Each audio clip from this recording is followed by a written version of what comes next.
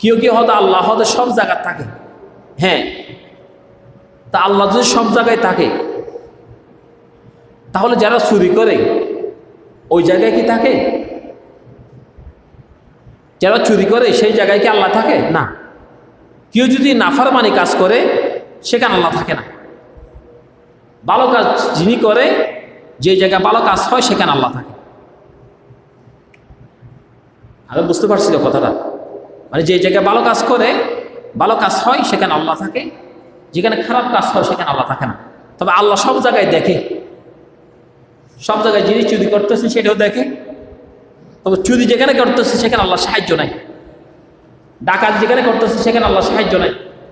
আল্লাহ বলছে তুমি চুরি করিও না, ডাকাতি করিও না, জেনা করিও না, হত্যা করিও না, দর্শন করিও না, মিথ্যা কথা বলিও না। আল্লাহ সমস্ত যেগুলি নাজায়েজ কথা বলেছেন ওই সময় ওই জায়গাতে আল্লাহ থাকেন।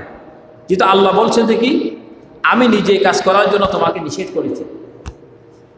তো কেউ যদি এই নিষিদ্ধ কাজটি যদি কেউ যদি গ্রহণ করেন না, সেখানে আল্লাহ থাকবে না। আল্লাহ সুবহানাহু ওয়া তাআলা বললেন, এরপর অন্য একটি আয়াত, এই আয়াতের মধ্যে আল্লাহ সুবহানাহু ওয়া তাআলা বললেন